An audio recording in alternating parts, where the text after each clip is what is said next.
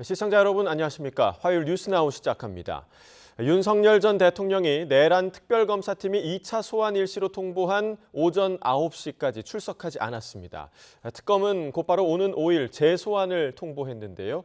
취재기자 연결해서 자세히 들어보겠습니다. 이준엽 기자. 네, 내란 특검 사무실이 차려진 서울 고등검찰청입니다. 네, 윤 전 대통령의 불출석과 관련해서 특검이 곧바로 대응을 내놨죠. 네, 박지원 특검보는 조금 전 서울 고등검찰청 기자실에서 브리핑을 열고 윤석열 전 대통령의 소환 불응을 거듭 확인했습니다. 이어 윤 전 대통령 측에 곧바로 오는 5일 오전 9시까지 출석해달라고 통지했다고 설명했습니다. 박 특검보는 이번이 마지막 통보로 윤 전 대통령이 낸 의견서에서도 5일은 출석하겠다고 밝힌 상황으로 이날도 불응한다면 법원이 내주지 않을까 싶다고 말했습니다. 목적어를 생략했지만 체포영장을 청구하면 발부가 될 것으로 예상된다는 의미로 풀이되는데요. 박 특검보는 이에 5일이 마지막 출석 통지일 거라고 강조했습니다. 네, 그렇다면 윤 전 대통령 측의 반응은 나왔습니까? 네, 윤 전 대통령 측은 일단 5일에는 출석하겠다는 입장을 밝혔습니다. 윤석열 전 대통령 측은 YTN에 특검이 소환 통보한 5일에는 출석하겠다고 밝혔습니다.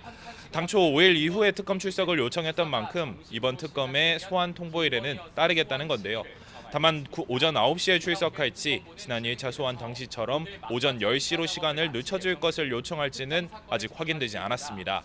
앞서 윤 전 대통령 측은 윤 전 대통령이 오는 3일 내란 재판에서 하루 종일 증인 신문이 진행될 예정인 만큼 건강상의 문제를 고려하면 나흘은 쉬고 5에서 6일에만 나올 수 있다며 출석 연기를 요청했습니다. 네, 출석을 둘러싼 기싸움 앞으로도 이어질 것 같은데 특검은 앞서 마지막 조치를 언급했었죠. 네, 특검은 어제도 윤 전 대통령이 추가 소환에 불응할 경우 마지막 조치에 나설 거라고 밝혔는데요. 사실상 체포영장 재청구를 시사한 건데 오늘 박지원 특검보의 브리핑에서 해당 입장을 다시 확인했습니다. 형사소송법에 따르면 피의자가 죄를 저질렀다고 의심할 만한 상당한 이유가 있고 정당한 이유 없이 출석 요구에 응하지 않으면 법원에 체포영장을 청구할 수 있습니다. 특검 측은 이미 한 차례 소환 조사를 마친 만큼 추가 청구 영장에선 첫 영장 청구 때보다 적시된 윤 전 대통령의 혐의도 확장될 거라는 점도 고려했는데요. 혐의가 더 넓어졌으니 영장 발부 가능성도 더 커진 거로 판단했다는 의미로 풀이됩니다. 특검은 협의를 안 거쳤다는 윤 전 대통령 쪽의 주장에 대해서도 협의는 합의가 아니고 날짜는 수사 주체가 정하는 거라며 의견서를 여러 차례 접수하는 과정에서 이미 사전 협의는 충분히 이뤄졌다고 반박하고 있습니다. 네, 그리고 다른 특검팀의 상황도 정리해 주시죠. 네, 김건희 특검팀과 최상병 특검팀 모두 내일 현판식과 정식 출범을 하루 앞두고 막바지 준비가 한창입니다. 오늘 임시사무실로 마지막으로 출근한 김건희 특검팀은 오후 이사를 나갈 예정입니다. 관련 수사도 모두 넘겨받은 상황이라 법리와 과거 판례 검토를 이어가는 것으로 전해졌습니다. 이명현 최상병 특검팀은 조금 전 오전 10시 대전 현충원의 최상병 묘역을 참배했습니다. 이 특검은 앞서 본격적인 수사를 앞두고 그간 밝혀지지 않은 의혹들을 철저히 규명하겠다는 다짐의 의미라고 설명했습니다. 지금까지 서울 고검에서 전해드렸습니다. 정성호 법무부 장관 후보자가 오늘 첫 출근길에서 검찰 해체라는 표현은 적절하지 않다며 국민 눈높이에 맞는 개혁을 추진하겠다고 말했습니다. 이런 가운데 윤석열 정부 당시 임명된 검찰 고위직들의 사의가 잇따르고 있는데요. 취재기자 연결해서 자세히 알아보겠습니다. 권준수 기자, 정 후보자가 어떤 말을 했습니까? 네, 정성호 후보자가 오늘 출근길에 검찰 조직의 해체라는 표현은 적절하지 않다면서도 국민의 눈높이에 맞는 개혁이 이뤄져야 하지 않겠느냐고 밝혔습니다. 정 후보자는 더불어민주당 5선 중진 의원이자 이재명 정부 첫 법무부 장관 후보인데요. 수사와 기소의 분리, 또 검찰에 집중된 권한의 재배분과 관련해 어느 정도 국민적 공감대가 있다고 생각한다고 말했습니다. 직접 들어보시죠. 국민들에게 그동안 불안감을 주었던 우리 검찰 체계에 변화를 바라고는 그런 기대가 많이 있는 것 같습니다.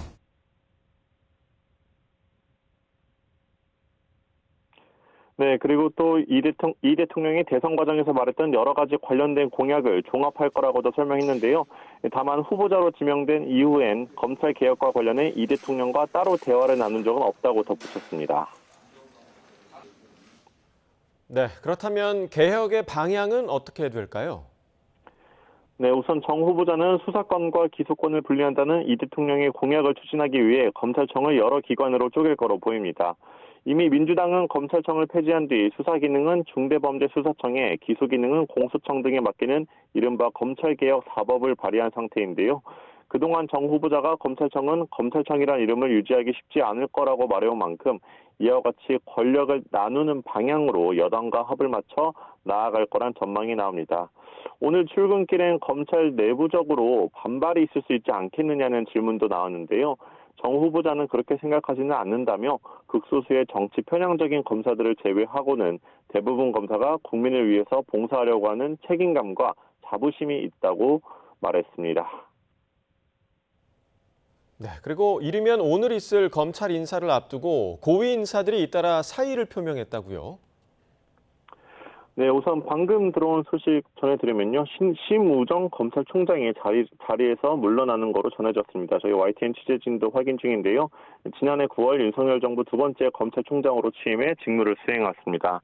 사표가 받아들여진다면 2년 임기의 절반도 채 되지 않는 9달 만에 총장직을 내려놓게 되는 겁니다. 또 일선에선 신흥석 서울남부지검장과 양석조 서울동부지검장 그리고 변필건 법무부 기획조정실장 등 검찰 고위 간부들이 줄줄이 사의를 표명했습니다. 양 동부지검장은 이 대통령과 여당이 추진하는 검찰개혁에 반발하는 메시지를 남기기도 했는데요.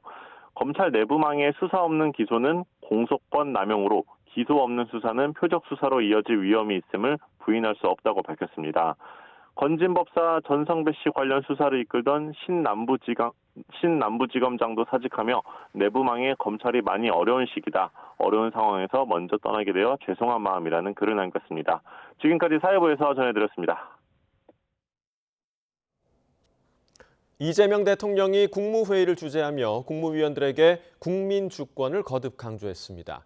국민이 뽑은 선출 권력이 임명 권력보다 우선이라며 국무위원은 국회를 존중해야 한다고 강조하기도 했습니다.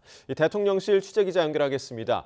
정인용 기자, 이 대통령의 국무회의 발언을 먼저 전해주시죠. 네, 이재명 대통령은 오늘 오전 10시 국무회의를 주재한 자리에서 대한민국은 국민 주권 국가라고 말문을 열었습니다. 국민 주권이 직접 선출된 권력에 의해 발현되고 선출 권력으로부터 다시 임명 권력이 주어진다고 강조했습니다. 그러면서 국무회의에 배석한 윤석열 정부 국무위원 등을 상대로 국회와의 관계에 오해가 있는 것 같다며 임명된 권력은 선출 권력을 존중해야 한다고 지적했습니다. 특히 국회는 국민으로부터 직접 권력을 위임받은 기관이어서 국무위원들이 국회에 가면 존중감을 가져달라고 거듭 주문했습니다. 국가의 기본적 질서에 관한 문제라며 개인적으로 좋든 나쁘든 그런 건 중요치 않다고도 덧붙였습니다.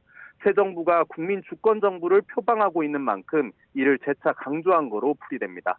이 대통령은 최근 내놓은 고강도 부동산 대책을 의식한 듯한 발언도 이어갔는데요. 대한민국의 투자 수단이 부동산으로 한정되다 보니 주택이 투기 수단이 되면서 주거 불안정을 초래해왔다고 진단했습니다.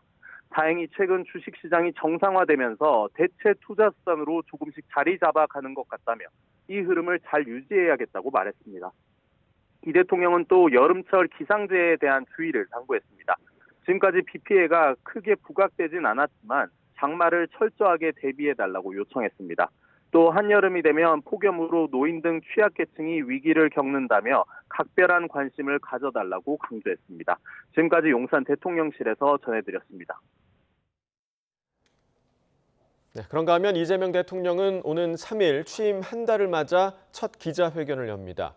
보통 100일을 전후해서 이루어지던 역대 다른 대통령의 회견보다 상당히 이른 시점인데 대통령실은 이 대통령의 소통 의지가 반영된 거라고 설명했습니다. 홍민기 기자입니다.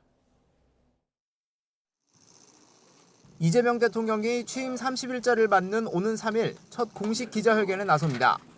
취임 30일 언론이 묻고 국민에게 답한다라는 제목의 대언론 소통 기회를 마련한 겁니다. 경제와 정치, 외교, 사회문화 등 각 분야에 대한 기자들 질문에 이 대통령이 직접 답할 예정입니다. 취임 100일을 전후에 이뤄진 역대 정부의 회견보다 2배 이상 이른 시기에 날짜가 잡힌 데는 이 대통령의 의지가 큰 영향을 미쳤습니다. 인수위 없이 출발한 이재명 정부의 국정 운영 조기 안착을 알리고 앞으로의 국정 운영 방향과 주요 정책 등에 대해 활발히 소통하는 자리로 마련될 것입니다. 회견에서는 미국의 고율 상호관세 부과 유예 시한을 앞두고 협상 상황 등에 대한 질문이 나올 걸로 예상됩니다. 방위비 분담금과 북핵 대응 등 산적한 대미 현안에 대한 이 대통령의 답변도 들어볼 수 있을 것으로 전망됩니다. 사실상 마무리된 장관 후보자 인선 배경과 검찰개혁 등에 대한 대통령의 생각 역시 주요 관심사 가운데 하나입니다. 역대급 대출 규제로 평가받는 이재명 정부의 첫 부동산 대책이 나온 배경과 추가 규제 및 공급 확대 방안 등에 대한 궁금증도 다뤄질 가능성이 큽니다. 인사청문회를 마친 김민석 총리 후보자 국회 인준과 추경안 심사 등 정치 현안 또한 화두가 될 것으로 관측됩니다. 대통령실은 이번 기자회견이 타운홀 미팅 방식으로 지난 2017년 문재인 정부 첫 기자회견과 비슷하게 이뤄질 거라고 밝혔습니다. 당시 기자회견에선 약 1시간 동안 사전 조율 없이 취재진과 대통령 사이 문답이 이어졌습니다. 대통령실은 이번 기자회견에서 더 많은 질문에 답하고자 한다면서 구체적인 형식은 논의하고 있다고 설명했습니다. YTN 홍민기입니다. 더불어민주당이 6월 임시국회에서 처리하겠다고 단언한 상법 개정안에 국민의힘도 전향적으로 검토하겠다고 입장을 바꾸면서 입법의 속도가 붙는 모습입니다. 국회 예산결산특별위원회는 정부의 추가 경정 예산안에 대한 종합정책 질의를 이어가고 있는데요. 국회 연결해서 들어보겠습니다. 김다현 기자. 네, 국회입니다. 네, 상법 개정이 급물살을 타고 있는데 이 세부적으로는 여야의 시각 차이가 여전하죠. 네, 먼저 민주당은 주식시장이나 국민의 신뢰 문제를 생각하면 마냥 시간을 끌 수 없다며 상법 개정에 속도를 내고 있습니다. 상법 개정안 처리는 이재명 대통령의 핵심 공약 중 하나로 이사회 충실 의무 대상을 주주까지 확대하는 내용 등이 골자인데요. 김병기 원내대표는 오전 회의에서 경제계 우려를 불식할 보완 논의를 이어가겠다면서도 코리아 디스카운트 해소와 코스피 5천 마중물이 될 상법 개정안을 6월 임시국회 내에 처리하겠다고 강조했습니다.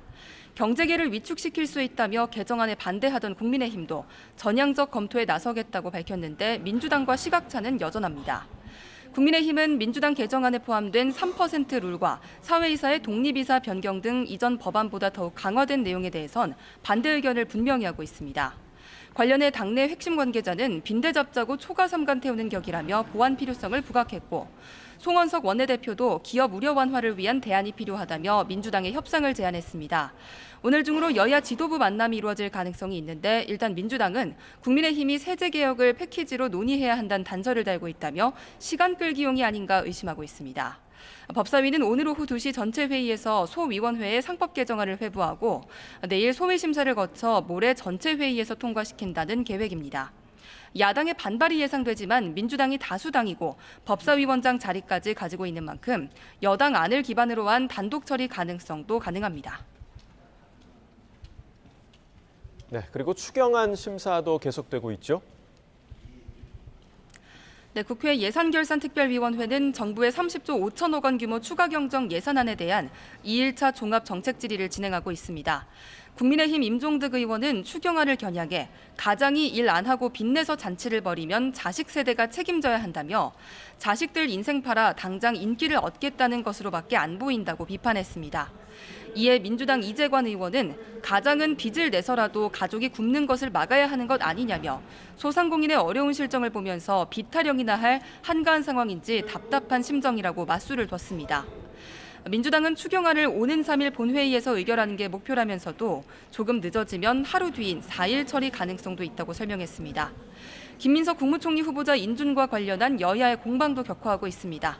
국민의힘 송원석 원내대표는 오전 영산 대통령실 앞에서 현장 의원총회를 열어 김민석 국무총리 후보자에 대한 인준이 강행되는 순간 이재명 정부 몰락이 시작될 거라고 비판했습니다. 반면 민주당 김병기 원내대표는 오전 회의에서 국민의힘이 계속 인준을 방해하며 근거 없는 허위 사실을 유포한다면 민형사상 책임을 묻겠다고 경고했습니다. 지금까지 국회에서 전해드렸습니다. 코스피가 이틀째 상승하며 3,130선을 넘어 연고점을 다시 경신했습니다. 외국인이 순매수로 돌아와 기관과 함께 지수 상승을 이끌고 있는데요. 취재기자 연결해 증시 소식 알아봅니다. 류현웅 기자, 코스피 지금은 어떻습니까? 현재는 3,120선에 안착해 있습니다.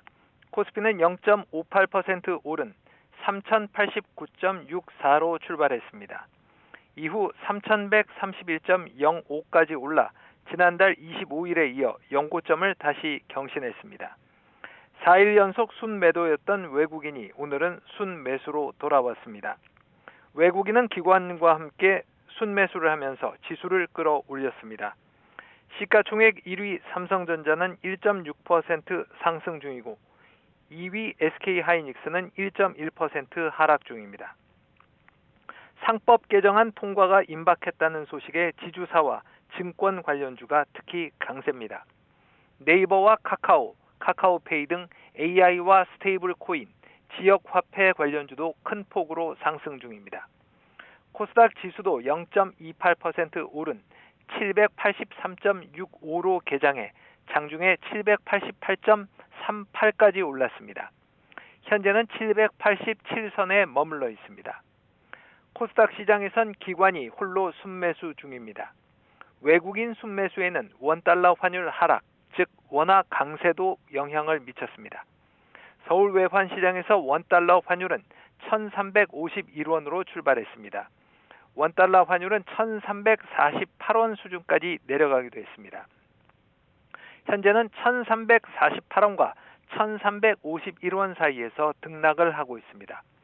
원달러 환율 1,350원대는 3년여 만에 가장 낮은 수준입니다. 지금까지 YTN 유환홍입니다.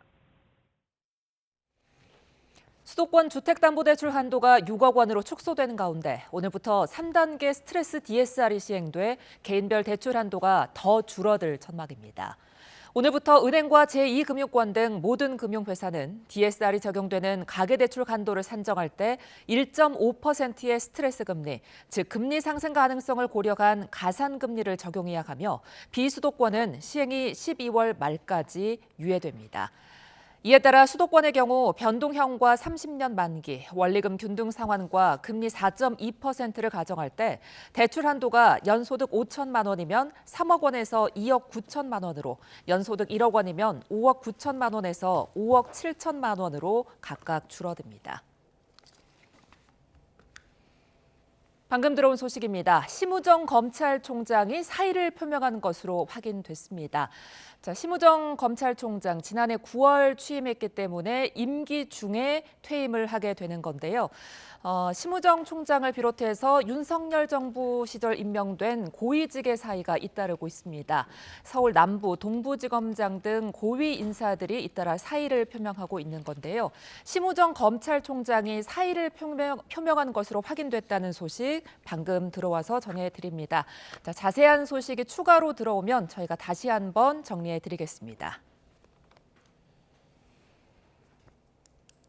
미국발 관세 여파로 주춤했던 수출이 지난달 다시 반등에 성공했습니다. 특히 반도체는 사상 최대 실적을 달성했고 관세 직격탄을 맞은 자동차도 역대 6월 중 최대 실적을 기록한 거로 나타났습니다. 취재기자 연결해 자세한 내용 알아봅니다. 황혜경 기자, 지난달 수출 얼마나 오른 겁니까? 네, 6월 수출이 598억 달러를 기록해 지난해 같은 달 대비 4.3% 증가한 것으로 집계됐습니다. 역대 6월 수출 가운데 최대 실적인데요. 지난 5월 수출이 전달 대비 마이너스였는데 이번에 큰 폭으로 플러스 전환을 이룬 겁니다. 특히 조업일수를 고려하면 일평균 수출은 6.8% 증가한 28억 5천만 달러로 이 또한 역대 6월 기록 가운데 1위입니다. 세부적으로 살펴보면 반도체와 선박 그리고 자동차 수출 실적이 인상적인데요. 먼저 반도체 수출액은 149억 7천만 달러로 전달 대비 11.6%나 치솟아 사상 최대를 기록했고 선박도 무려 63.4% 증가한 25억 달러로 넉 달 연속 증가했습니다. 또 4월부터 관세 여파로 대미 수출이 급감한 자동차도 63억 달러로 2.3% 증가했는데 유럽에서 전기차를 중심으로 호조세를 보인 점 그리고 중고차 수출이 크게 증가한 점이 배경으로 꼽히고 있습니다. 지역별로 살펴보면 수출 양대 시장인 미국과 중국에서는 수출이 감소한 것으로 나타나는데요. 미국으로는 0.5% 줄어든 112억 4천만 달러를 기록했고 중국으로는 2.7% 감소한 104억 2천만 달러로 집계됐습니다. 반면 이외 지역에서는 수출이 모두 증가했는데요. 아세안 지역으로 반도체와 선박, 철강 제품이 많이 팔렸고 인도 수출도 15억 9천만 달러를 기록해 역대 6월 중 최대 실적을 기록한 것으로 나타났습니다. 올해 1월부터 6월까지 상반기 전체 성적표는 어떻습니까? 네, 올 상반기는 1월과 5월을 제외하면 모두 전년 동기 대비 플러스 성장세를 보였음에도 불구하고 전체적으로는 지난해 상반기와 비슷한 거로 나타났습니다. 1월부터 6월까지의 수출액은 3,347억 달러로 지난해 상반기와 비교해 0.03% 하락한 것으로 집계됐는데요. 주요 수출 품목 가운데 하나인 석유 제품이나 석유 화학 제품이 수출 단가 하락과 글로벌 경기 둔화로 인한 수요 감소 등으로 두 자릿수 감소율을 보였고 미국 관세 직격탄을 맞은 철강도 단가 하락으로 지난해 상반기 대비 5.9% 감소했습니다. 반면 반도체와 컴퓨터, 무선통신 등이 전반적으로 호조세를 보였고 자동차도 하이브리드차 수출 증대로 30% 가까이 증가하면서 가까스로 보합세를 유지한 것으로 분석되는데요. 안덕근 산업통상자원부 장관은 미국 관세 조치와 중동 사태, 경기 회복세 둔화 등 전례 없는 무역 환경 불확실성에도 불구하고 수출이 작년 수준을 유지했다면서 우리 기업들이 치열하게 시장 다변화와 품목 다변화를 위해 노력한 결과라고 평가했습니다. 다만 미국 관세 정책과 경기 회복 속도의 불확실성이 하반기에도 계속될 걸로 보인다면서 대미 협상에 총력을 기울이는 한편 무역금융 공급이나 대체 시장 발굴 등 수출 지원 방안도 조속히 마련하겠다고 밝혔습니다. 지금까지 YTN 황혜경입니다. 서울을 포함한 전국 25곳에 열대야가 나타난 가운데 강릉은 초열대야 수준의 밤더위가 나타났습니다. 폭염경보 발효 지역이 늘어난 가운데 오늘은 곳곳에 소나기가 내리지만 더위를 식히지는 못하겠는데요. 취재기자 연결해 자세한 기상 상황 알아봅니다. 김민경 기자, 폭염 상황 자세히 전해주시죠. 네, 밤사이 서울을 포함한 전국 25곳에서 열대야가 나타났습니다. 특히 강릉은 밤사이 최저기온이 29.7도, 최저 체감온도는 30.3도로 초열대야 수준의 밤더위가 나타났습니다. 따뜻하고 습한 남서풍이 계속 유입된 데다 구름이 낮 동안 쌓인 열기를 가두면서 밤사이 기온이 크게 내려가지 못했기 때문인데요. 푹푹 찌는 찜통더위는 오늘도 계속됩니다. 전국 대부분의 폭염특보가 발효 중인 가운데 오전 10시를 기준으로 경북과 전남, 강원 일부 지역은 폭염경보로 격상됐습니다. 더위의 기세가 꺾이지 않으면서 폭염경보 지역도 점차 확대되고 있는데요. 오늘 한낮에도 남부와 일부 중부 내륙은 체감온도가 35도 안팎으로 지속됐고 그 밖의 지역에서도 31도를 웃돌 전망입니다. 장마철답지 않게 비가 너무 안 와서 의아한데 오늘 소나기가 지나고 나면 또 당분간 비 소식이 없다고요? 네, 오늘 아침 중부 내륙 곳곳에는 소나기가 쏟아졌습니다. 북태평양 고기압의 가장자리를 따라 따뜻하고 습한 남서풍이 다량 유입되면서 수증기가 많은 가운데 대기가 불안정해지면서 소나기가 내린 건데요. 낮 동안 기온이 오르면 대기 불안정이 심해지면서 오늘은 저녁까지 내륙 곳곳에 5에서 40mm의 소나기가 내릴 걸로 보입니다. 문제는 오늘 소나기 예보를 제외하면 기상청은 다음 주까지도 전국에 비가 올 가능성을 낮게 보고 있다는 건데요. 현재 북태평양 고기압이 세력을 넓혀 우리나라를 뒤덮으면서 정체전선은 북한 위쪽으로 밀려 올라가 있는 상태이기 때문입니다. 이 때문에 장마가 사실상 끝난 게 아니냐는 의견도 제시되고 있는데요. 실제로 우리나라보다 먼저 장마가 시작됐던 일본 오키나와와 규슈 지역은 일본 기상청이 장마 종료를 선언했습니다. 하지만 우리나라 기상청은 아직 장마가 끝났다고 보기엔 변동성이 크다는 입장인데요. 아직 북태평양 고기압이 가장 강한 시기가 아니기 때문입니다. 현재는 필리핀 동쪽의 열대요란으로 인해 일시적으로 고기압이 북쪽으로 들린 상태입니다. 하지만 이 열대요란이 사라진 경우 고기압도 다시 남하해 정체전선이 다시 영향을 줄 수 있다는 겁니다. 기상청은 당분간 비 대신 밤낮 없는 무더위가 이어지겠지만 기압계 변화에 따라 장맛비가 다시 시작될 가능성이 있다며 지속적인 대비를 당부했습니다. 지금까지 과학기상부에서 YTN 김민경입니다.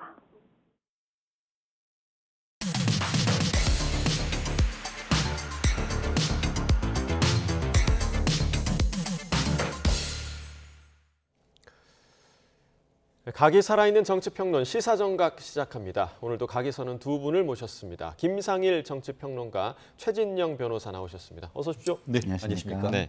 자, 조금 전에 저희가 속보로 전해드린 소식부터 좀 이야기를 나누도록 하겠습니다. 심우정 검찰총장이 사의를 표명했다라는 소식을 전해드렸는데 오늘 사실 오전에 그 정성호 법무부 장관 후보자가 이제 첫 출근길에서 본인의 입장을 밝히는 시간도 있었고, 그런데 그 이후에 이제 몇 시간이 지나지 않아서 사의를 표명한 거거든요. 어떤 배경이 있을 거라고 좀 예상을 하십니까? 뭐 사의 표명을 고민을 해왔을 겁니다. 그 이유는 이전 정권의 이제 불법 계엄 이후에 심우정 총장과 관련해가지고 수사와 관련한 논란도 있었고요. 그리고 그 이전 정권의 어쨌든 권력 고위층과 관련된 수사 이런 부분에 대한 논란도 있었습니다.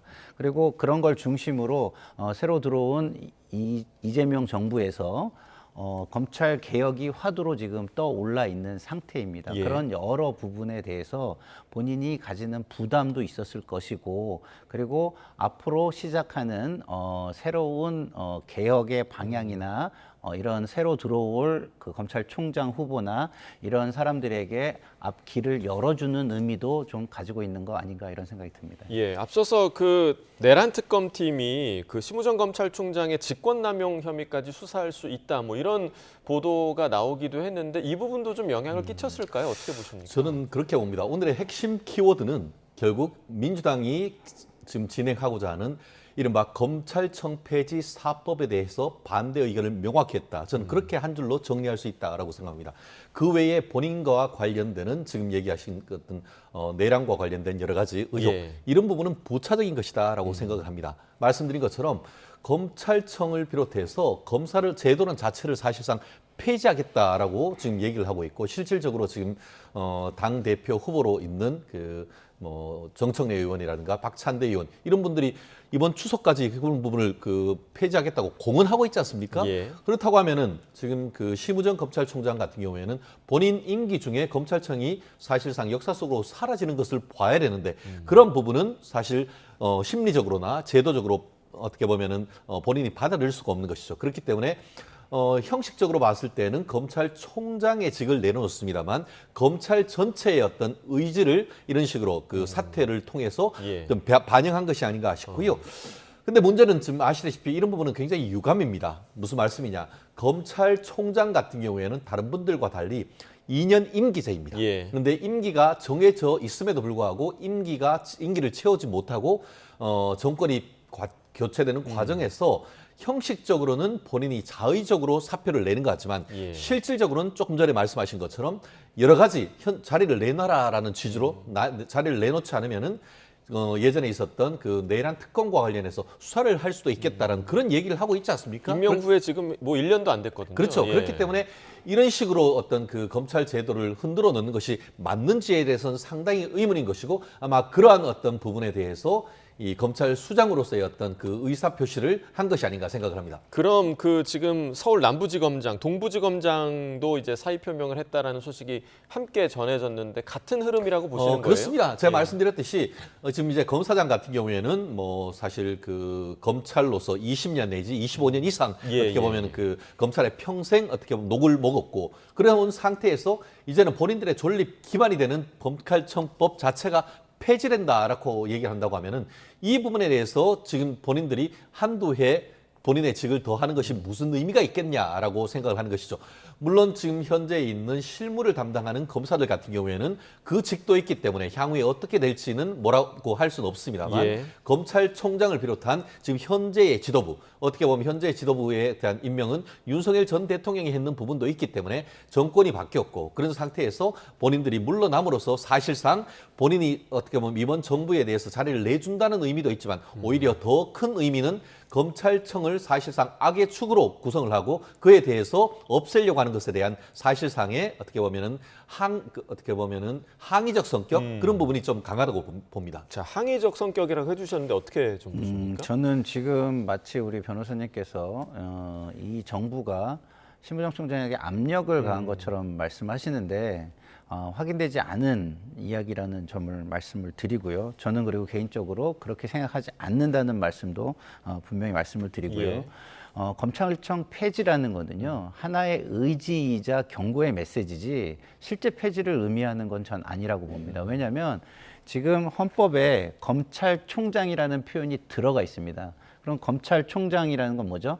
검찰청의 장을 의미하는 거예요. 그렇기 때문에 그것을 폐지할 수가 없습니다. 그걸 모르는 바가 아니에요. 저희 당도 알고 있기 때문에 이게 폐지까지 생각할 정도로 강한 어떤 의지를 가지고 그리고 스스로 반성의 이 마음을 가지고 이 개혁을 이루어야 된다. 이런 강한 메시지로 봐주시면 좋겠고요. 그리고 심우정 총장은 지금 계속해서 검찰총장을 계속 할 시에 아까도 말씀드렸지만 여러 가지 불법 계엄 이후에 본인의 어떤 행위에 대한 논란이 있잖아요. 그래서 수사의 대상이 될 수도 있고 이런 부분이 조직에 부담이 되는 겁니다. 그리고 앞으로 갈 개혁도 부드럽게 갈등 없이 지금 정성호 의원 같은 경우는 잘 협의를 통해 가지고 국민의 동의를 얻어가면서 하겠다고 얘기하고 있잖아요.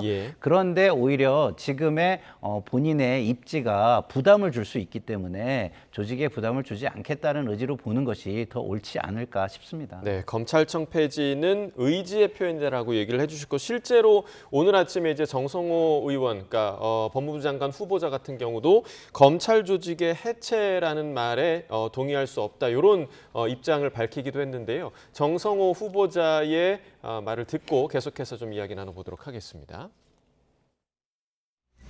그 검찰 조직의 뭐 해체라든가 이런 표현은 적절하지 않은 것 같고요. 국민의 눈높이에 맞는 개혁이 이루어져야 되지 않겠나라는 생각을 하고 있습니다.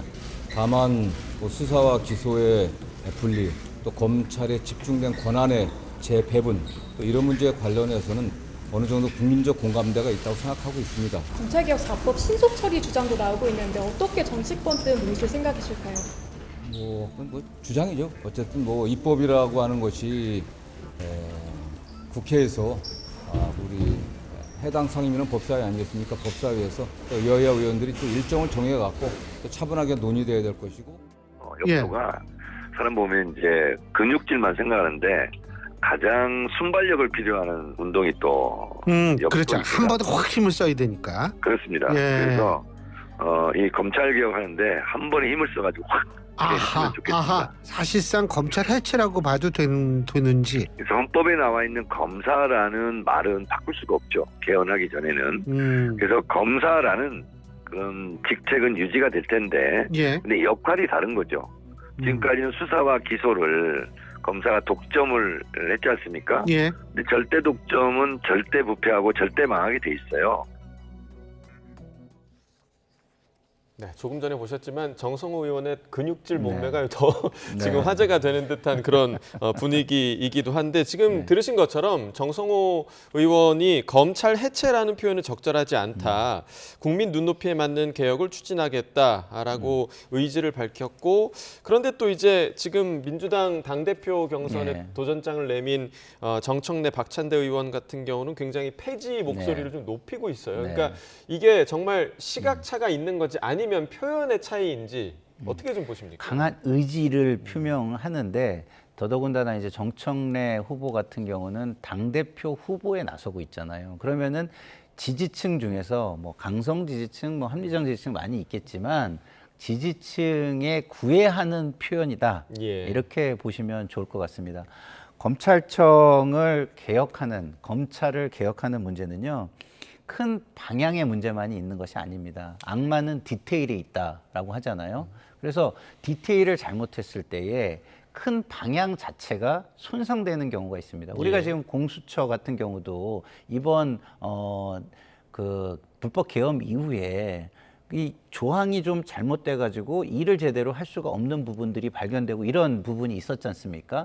그래서 공수처의 어떤 명분도 많이 훼손된 부분이 있습니다. 이런 부분을 반면교사 삼지 않을 수가 없는 상황입니다. 그렇기 때문에 디테일을 놓치고 가지 않을 그런 마음의 자세는 이미 되어 있고 그러나 지금 어떤 이런 방향성에 대해서 의심을 갖거나 이것을 흔들려는 어떤 뭔가 시도 내지는 어떤 주장 뭐 이런 것이 있다면 그런 부분에 대해서는 단호하다는 것을 메시지로 나타내고 있는 것 아닌가 이런 생각이 듭니다. 방향성은 뚜렷하게 이제 같은 방향을 가리키고 있다라고 분석을 해주셨고, 민주당 일각에서는 지금 왜냐하면 정성호 의원이 조금 온건한 성향으로 좀 분류가 되는 인물이기 때문에 요란하지는 않지만 확실한 성과를 내겠다는 그 의지가 검찰 입장에서는 조금 더 무서울 것이다, 이런 분석도 나오고 있더라고요. 저는 무서워야 될 것은 검찰이 아니고 무서워야 할 대상이 어떻게 보면 국민이죠.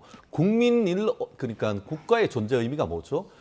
국민의 생명, 신체, 재산, 안전을 보호해줘야 되는 것이죠. 그리고 그 개혁 방안은 제가 말씀드렸던 국민을 위한 것이야죠.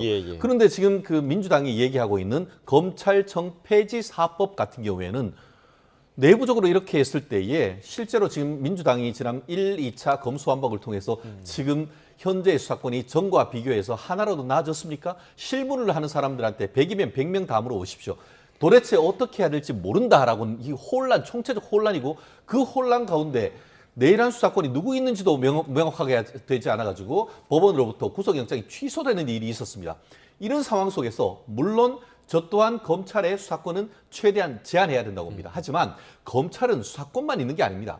검찰의 어떤 핵심은 뭐냐면은 경찰, 이른바 그 무력과 엄청난 14만이나 되는 그런 어떤 강제력을 지닌 경찰에 대한 통제란 말이에요. 그런데 왜 검찰 폐지라고 하냐면, 검찰청을 폐지한다고 폐지가 되는 것이 아니고 수사권 하나, 경찰에 대한 통제권 하나인데, 이제 수사권은 지난번 문재인 정부 때 1차, 2차를 통해서 완전히 사실상 없애버린 거나 마찬가지고, 현재 남아있는 검찰권의 핵심은 체포 구속 영장에 대한 견제를 통한 경찰 수사권에 대한 통제인 거예요. 그런데 이제는 국가수사위원회를 만들어서 그에 대한 경찰에 대한 그 통제 장치를 없애버린단 말이에요. 그렇기 때문에 기능적인 의미에서 검찰청을 폐지하는 것이라고 보는 것이 맞거든요.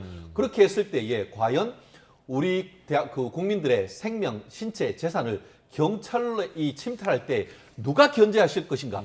이 부분에 대한 본질적인 의문이 있는 것이고, 그러다 보니까 이재명 대통령도 법조인으로서 이렇게 했다가는 잘못하면 큰일 나겠다는 반성적 고려가 있었기 때문에 처음에는 고려하지 않았던, 어떻게 보면은 약간 그래도 유화적인 그 정성호 의원을 그 법무장관 후보로 세운 것이 아닌가 싶은데요. 그러다 보니까 지금 정성호 의원 같은 경우에 그러지 않습니까? 검찰청 폐지란 것은 부적절하다.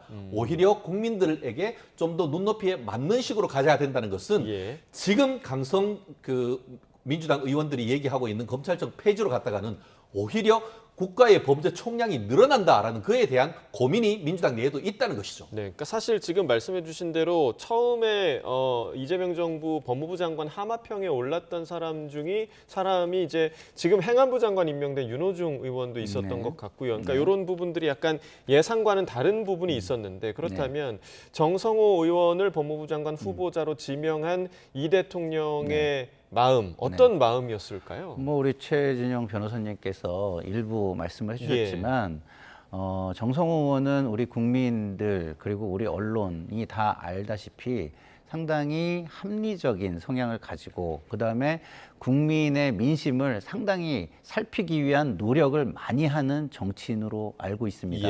그것을 바탕으로 본인이 굉장히 가까운 이재명 대통령에게도 쓴소리에 가까운 이야기를 많이 하고 있는 분이죠. 그렇기 때문에 검찰 개혁이라는 것의 중요성에 비추어서 이것을 방향만 가지고 무조건 악셀만 밟아서 가겠다라는 게 아니라 진정한 목적지를 향해 가겠다라는 것입니다. 예를 들어서 강원도에서 서울로 차를 타고 간다고 보십시오. 거기에 얼마나 구분길이 많습니까?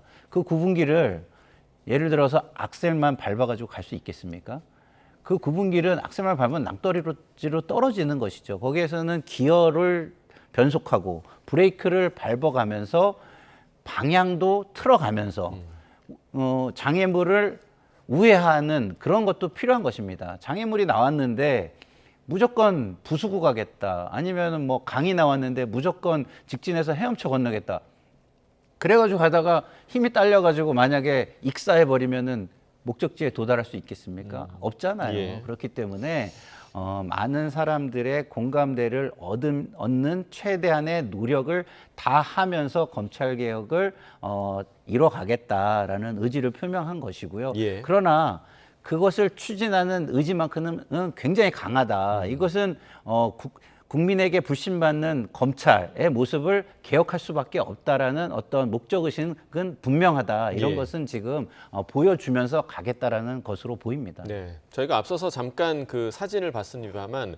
어제 하루 종일 인터넷을 달궜던 게 바로 정성호 의원의 근육질 몸매였습니다. 그러니까 늘 양복을 입고 다니니까 안 몸이 보이죠. 어떤지는 잘 모르는데 지금 이 사진으로 보니까 정말 의외의 그런 근육질이 나와서 뭐랄까요? 그러니까 법무부 장관으로서의 앞으로의 행보를 약간 암시하는 듯한 그런 느낌이 아닐까라는 뭔가 내실이 탄탄한 그런 느낌?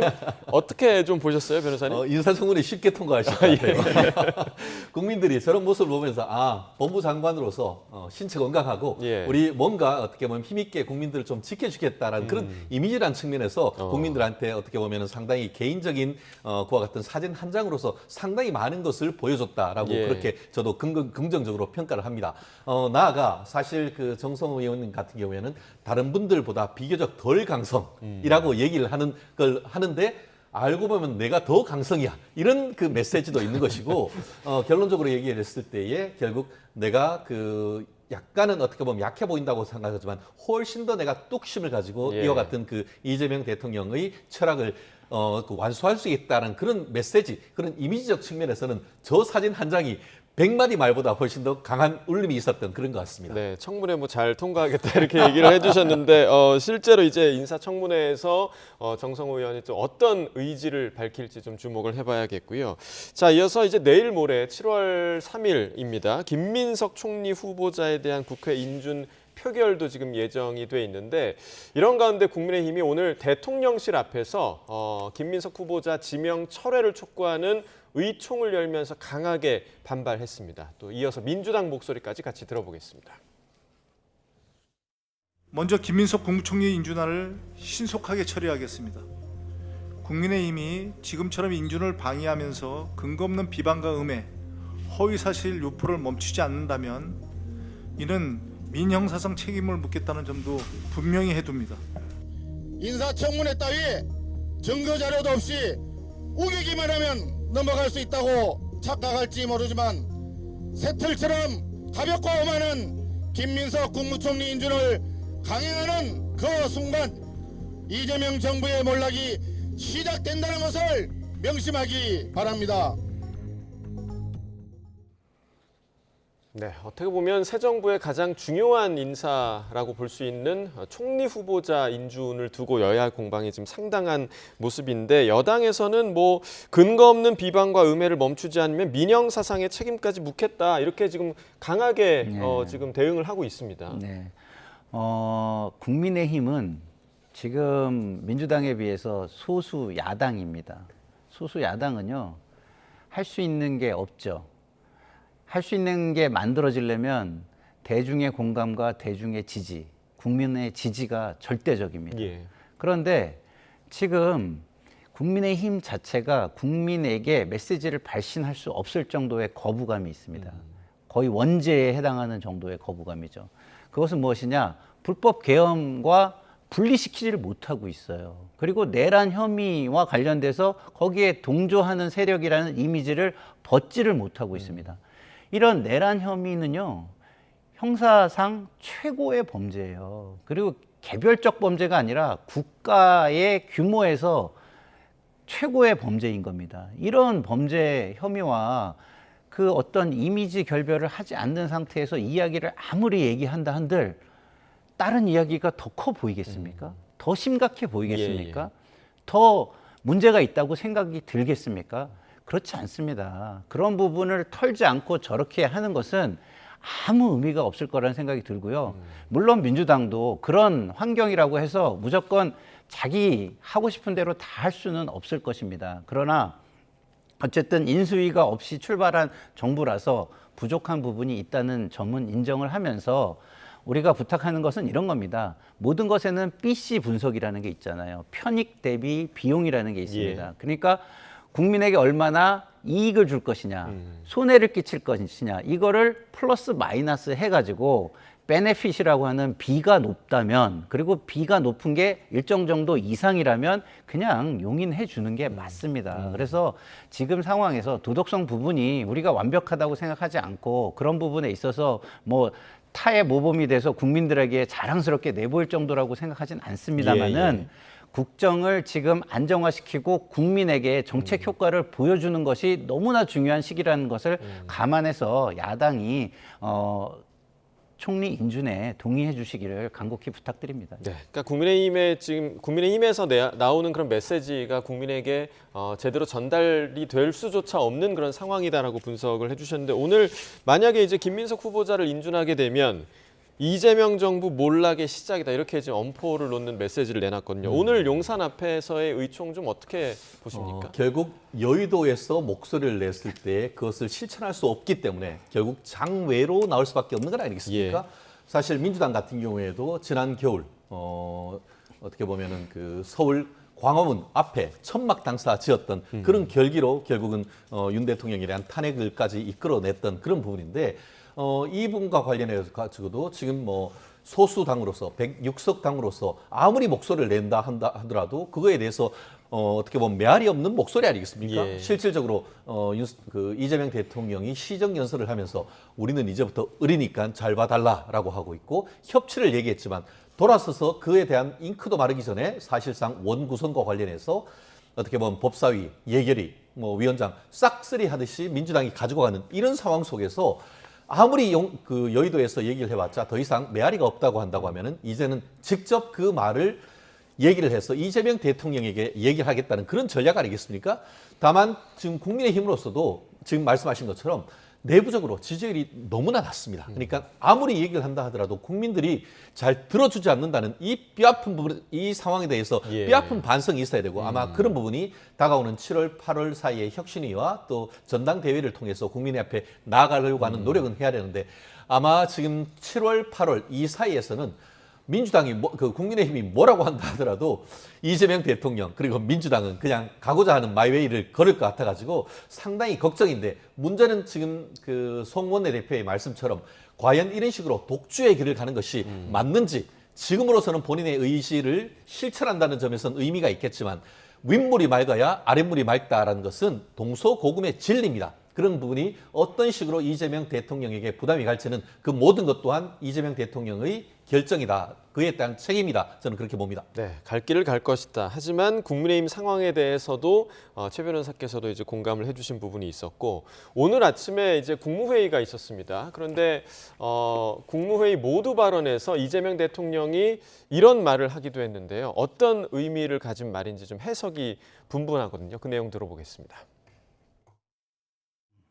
임명된 권력은 선출 권력을 존중해야 합니다. 그래서 국회도 헌법에 그 국가기관 순위가 써져 있거든요. 아마 나중에 기회가 되시면 한번 참고로 한번 보시기 바랍니다. 국회는 국민으로부터 직접 권력을 위임받은 기관이어서 우리 국무위원들께서 국회에 가시면 그 직접 선출된 권력에 대해서 존중감을 가져주시면 좋겠어요. 그게 개인적으로 좋든 나쁘든 그런 건 중요하지 않습니다. 국가의 기본적 질서에 관한 문제니까 최대한 국회에 존중을 해주시기를 당부드립니다. 자, 이 대통령의 당부였습니다. 그러니까 이 말이 나온 전제는 누군가는 국회를 존중하지 않았다라는 그런 행위가 있었기 때문에 지금 대통령이 이런 말을 했을 텐데, 이진숙 방통위원장을 겨냥했다, 이런 해석이 있던데요. 어떻게 좀 보십니까? 그건 제가 볼 때는 약간 피해의식인 것 같고요. 이재명 대통령께서 지금 정부가 들어선 이후에 많은 인사를 지금 하고 있습니다. 그런 부분에 있어서 사실 본인이 가장 박수받는 인사를 하고 싶을 거예요.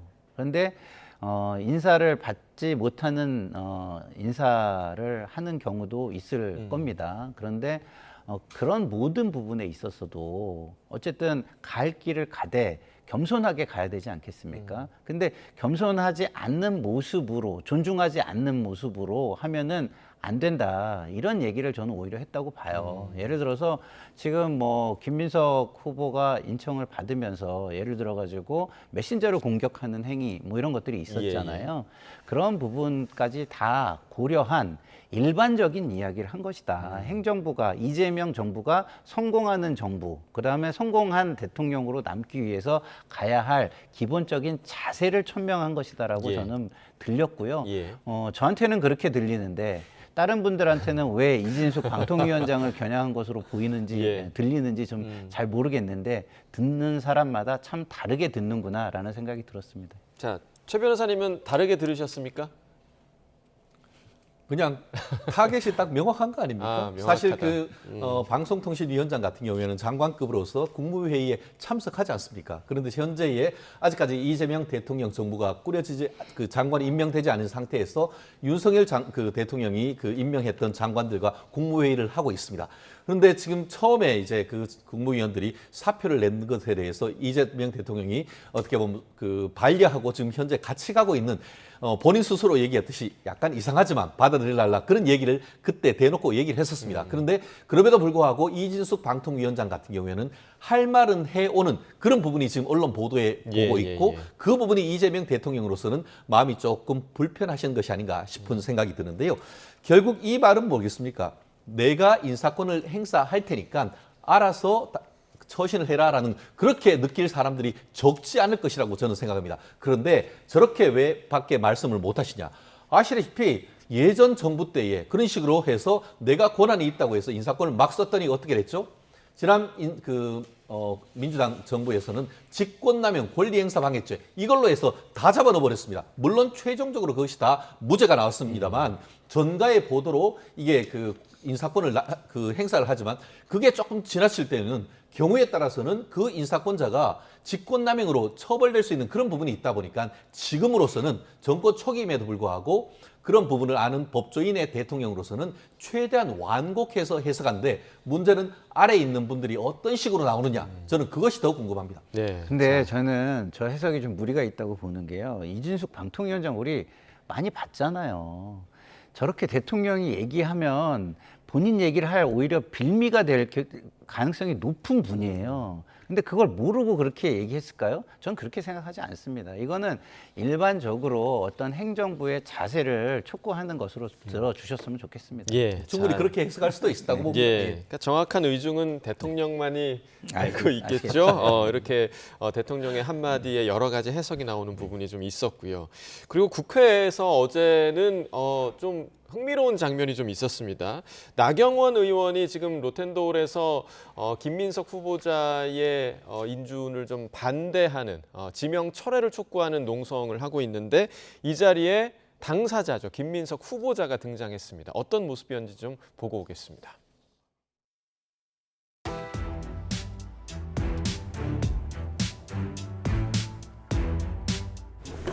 여기 왜 오셨어요? 고생하시네. 단식하시는 건 아니지? 단식하지 마. 단식은 왜요? 단식해도 안 내려올 거잖아. 응? 단식하면 내려올 거야?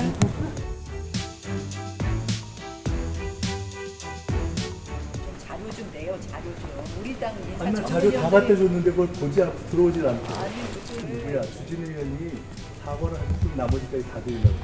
아니, 자료 안 낸다고. 그럼 자료. 아니야. 자료를 안 내셨다고 우리 당. 무슨 고생을 했어요.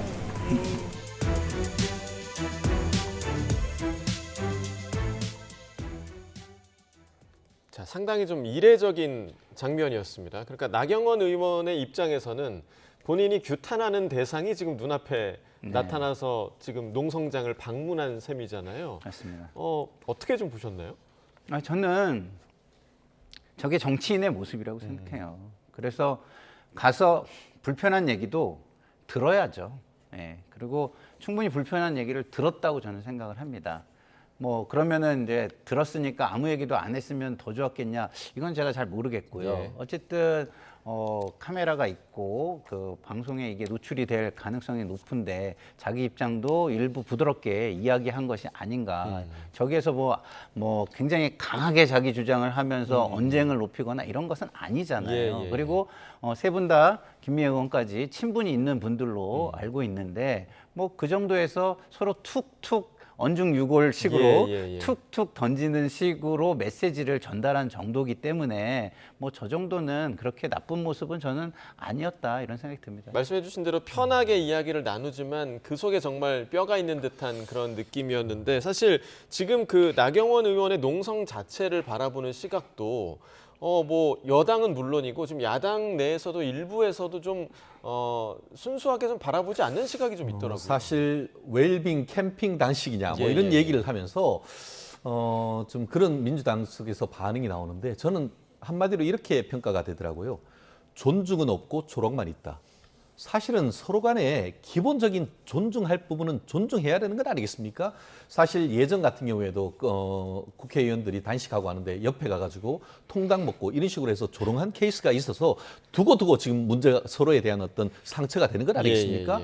사실 저렇게 김민석 그 후보님이 가셨다고 하면은 조금 더 낮은 자세로 해가지고 존중하고 어쨌든 그래도 얼른 더운데 좀 거두시고 좀 협조해달라 이렇게 했으면은 국민의 지지율이 5%는 올라갔을 겁니다. 근데 저기에서 자료 좀 내세요 하니까 다 냈는데 오지도 않고 이런 식으로 반응을 한다고 하면은 오히려 긁어 부스럼된 건 아니겠습니까? 말씀드린 것처럼 민주당은 못할 게 없습니다. 지금 아무리 지금 나경원 의원이 진짜 뭐 10일 동안 단식을 한다 하더라도 통과시켜버리면 할 수 있는 게 아무것도 없습니다. 그렇다고 하면은 조금 더 낮은 자세로 상대를 존중해주는 자세 그것만 해도 아마 상당 부분 점수를 딸 텐데 오히려 저는 점수가 더 어떻게 보면 마이너스가 된 것이 아닌가 그렇게 보고 싶습니다. 그런데 그 국민의힘 그 친한계 일각에서 또 비판의 목소리도 나오기도 했더라고요. 이 부분은 좀 어떻게 보십니까? 그렇기 때문에 그것이 지금 국민의힘의 현 주소인 것 같습니다. 어떻게 보면은 남의 눈에 있는 들보를 보기 전에 제 눈에 있는 견아 들보를 봐야 되는 그런 상황인 것 같은데 국민의힘 뭐 그렇기 때문에 이 모양 이 꼴인 것 같습니다. 드릴 말씀이 없습니다. 알겠습니다. 송구합니다. 자, 그래서 이제 국민의힘 이야기로 좀 넘어가 보도록 하겠습니다. 어제 김용태 비대위원장이 퇴임 기자회견을 열었죠. 국민의힘의 혁신 점수에 빵점을 줬습니다. 빵점을 주면서 퇴장을 했는데 이에 대한 내부 반응은 어떤지 함께 들어보겠습니다.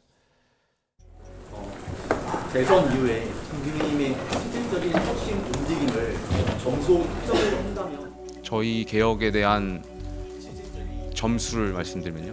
빵점이라고 생각합니다. 건강한 정당이라면 당연히 당내에서 나오는 어떤 비판도 겸허 수용을 할 거고요. 어제 뭐 김용태 비대위원장이 쓴소리도 하셨잖아요. 그래서 애당심을 가지고 우리 당이 절박하게 변화를 하고 또 바뀌어야 된다는 생각에는 많은 의원님들이 공감을 하고 계시고요. 표현이 다소 자극적으로 들릴 수 있고 김용태 혁신안은 결국 좌초된 거 아닙니까? 좌절된 것이고요. 저는 그래서 좀 뭐랄까요? 김용태 비대위원장 취임 이후에 한 50일 정도가 됐는데 결국 김용태 비대위원장을 앉힌 거는 당이 변화를 바랬다라기보다는 그냥 변화를 말하는 사람이 필요했다 이렇게밖에 해석이 잘 안 됩니다. 나도 빵점 그 말씀이세요? 그렇습니다. 자, 김용태 전 이제 위원장이죠. 김용태 전 위원장의 빵점 발언에 대해서 오히려 여당에서 더 공감하실 것 같은데요.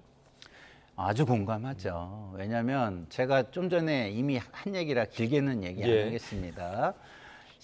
출발할 수 있는 그 출발점에도 들어서지를 못하고 있어요. 그러니까 경기에서 만약에 그 육상이라면 출발점에서 출발을 해야 되는데 출발점 저 뒤에서 지금 놀고 계시는 거예요.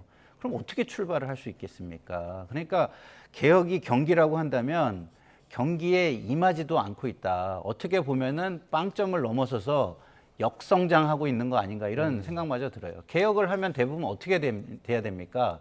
국민을 향해서 좋은 경연을 보여주는 것이기 때문에 점수가 나와야 되잖아요. 근데 지금 지지율은 어떻습니까? 지지율은 올라가지 않아요. 오히려 빠지면 빠졌지 올라가지 않습니다. 그리고 민주당의 지지율이 50%를 넘는 지지율도 나옵니다. 50%가 넘는다는 의미는요, 굉장히 심각한 의미입니다. 무엇을 해도 결국은 과반을 넘을 수 없다는 걸 의미하는 거잖아요. 그렇죠. 굉장히 심각한 부분인데 그런 부분을 보고 있지 않다는 점에서 빵점 이하, 아예 자세 자체가 갖추어지지 않았다라고 보는 게 저는 더 맞다고 보고요. 네. 정당은요, 선거를 하는 조직입니다. 이런 식의 상태로 선거를 한다고 생각을 해보십시오. 영남 자민련 외의 모습이 어떻게 만들어지고 전국 정당의 모습이 어떻게 만들어질 수 있겠습니까? 그거에 대한 답을 좀 지금 현재 지도부가 한번 해봐줬으면 좋겠다, 이런 생각마저 듭니다. 네, 빵점 이하면 지금 거의 이제 마이너스 수준까지 얘기를 해주신 거고, 조금 전에 저희가 녹취에서 들었지만 김재섭 의원 같은 경우는 이런 얘기를 했습니다. 국민의힘에서는 그냥 변화를 말하는 사람이 필요했던 거 아니냐. 그러니까 진짜 변화를 원했던 게 아니라 겉으로 변화를 말하는 척하는 사람이 필요했던 거 아니냐, 이런 분석까지 했거든요. 저는 그건 좀 지나치게 박한 평가다라고 하는데, 누구는 변화의 시작은 변화를 말함으로써 시작되는 것 아니겠습니까? 그에 따르는 변화의 어떤 핵심으로서 5가지 개혁을 얘기를 했지 않습니까? 그러면서 이제 탄핵에 대한 당론 변경을 비롯해서 여러 가지를 얘기했습니다만, 그 부분이 어떻게 보면 좌초된 것은 사실입니다. 그렇지만 그와 같은 의안, 그에 대한 문제 제기는 특히 수도권 국민의힘 국회의원을 비롯해서 많은 분들이 공감하고도 있습니다. 다만 국민의힘의 지금 딜레마는 무슨 말이냐? 국민의힘에서도 그 윤 대통령의 그 12.3 비상계엄에 대해서 탄핵 맞다, 그리고 그 헌법재판소가 파면을 했기 때문에 그거에 대해서는 공감을 하고 수용을 합니다. 그런데 아시다시피 지금 같은 경우에는 단순한 정치적 의미에서의 파면, 탄핵을 넘어서 법적 의미에서의 내란이 성립된다고 하면서 3특검을 하고 있지 않습니까? 그러다 보니까 정치적인 책임을 지면서 그걸로 끝나는 것이 아니고, 이 부분에 대해서 그 부분을 내란이라고 인정하는 순간, 마치 전에 한동훈 그 전 대표가 이것이 내란이다, 자백했다라고 얘기하는 순간 정말 자유우파의 괴멸이 이루어질 수 있는, 형사처벌이 될 수 있는 그런 부분이 있다 보니까 결국은 어정쩡한 태도로 가는 그런 부분이 어쩔 수 없는 상황인데, 결국 이와 같은 상황은 다가오는 8월 달 중하순에 있을 국민의힘 대표가 누가 되는지, 나아가 지금 진행되고 있는 내란 특검, 그에 따르는 형사 책임이 확정될 때까지 국민의힘은 정말 고난의 길을 걸어야 되는 것이 노정되어 있는 것이 아닌가, 그렇게 봅니다. 예. 자, 마지막으로 이 얘기를 좀 해보겠습니다. 이틀 후에 저희가 조금 전에 김민석 후보자 인준 관련 얘기를 했지만, 이재명 대통령 첫 기자회견도 지금 예정돼 있습니다. 그런데 취임 30일 기자회견이에요. 그 저희가 역대 정부에서 늘 취임 100일 기자회견을 봐왔었는데 30일 상당히 지금 짧은 기간인데 이렇게 좀 서둘러 하는 이유가 좀 어디에 있다고 보십니까? 기본적으로 지난 30일이 국민에게 좋은 반응을 얻고 있기 때문이라고 저는 생각합니다. 지금 저도 어떤 느낌이냐면요, 우리가 봄을 맞이하면 나무나 이런 데 물이 오르는 듯한 느낌을 우리가 받잖아요. 그걸 우리가 생명력이라고 하는데, 어떤 변화의 조짐, 변화의 생명력이 지금 국민들에게 느껴지고 있는 저는 분위기라고 봅니다. 그런 분위기를 살려서 그 속에서 우리가 나아갈 방향을 국민들에게 좀 더 설명을 하고, 거기에서 공감을 얻고 국정 로드맵을 밝혀주면서 함께 동참을 해달라는 요청을 드리고, 그리고 앞으로 이런 모습 속에서 협치와 통합을 근간으로 한, 국민 통합을 바탕으로 한 발전을 이루어 나가겠다는 의지를 밝혀드리고, 이런 것을 하기 위한 하나의 자신감의 발로인 기자회견이다, 이런 생각이 듭니다. 그러니까 지난 한 달을 정리하고 또 이후의 미래를 그리는 그런 자리가 되지 않을까 생각이 드는데, 마지막으로 최 변호사께서는 이재명 정부의 지난 한 달 좀 어떻게 좀 평가하십니까? 어쨌든 국민의 입장에서는 주가도 오르고 환율도 안정되고, 이런 측면에서는 특히 젊은 층을 상대로 긍정적으로 보는 것은 분명한 것 같습니다. 하지만 그 지난 30일 동안 뭐를 했냐 보면은, 외치와 관련해 가지고는 캐나다 가서 G7 업적으로 잠깐 갔다 오셨지만 트럼프와의 어떤 회담은 없었던 것이고, 그러니까 어떻게 보면 외치에 있어서는 뭐 평균점 이하 내지 그 정도이지만, 내치로서는 나름대로 어떤 그동안 있었던 경제 지표가 상당히 좋아지는 건 사실이기 때문에, 전체적으로 대구 경북조차도 지금 이재명 대통령에 대한 지지율이 높은 것도 사실입니다. 아마 그렇기 때문에 어떤 자신감의 발로일 텐데, 너무 자신감이 있다 보면은 또 그에 대한 마이너스도 있는 점이 있기 때문에 조금 더 돌다리로 두드리는 식으로 가면 어떨까 하는 생각입니다. 근데 자신감이 소통으로 나타나는 건 좋은 거 아닙니까? 네, 어떤 소통을 또 내일 모레 또 펼칠지 좀 기대를 해봐야겠습니다. 김상일 정치평론가, 최진영 변호사와 이야기 나눠봤습니다. 말씀 고맙습니다.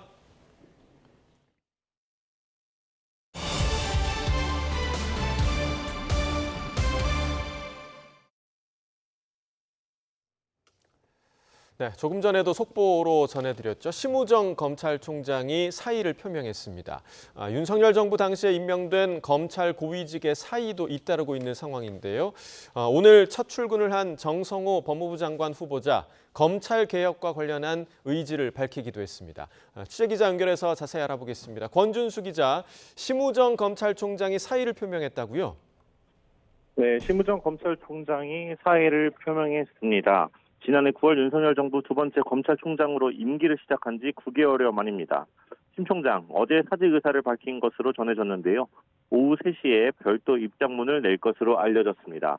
새 정부가 추진하는 검찰개혁을 이끌 법무부 장관과 민정수석 인선이 마무리됨에 따라 사직을 결정한 걸로 보이는데요.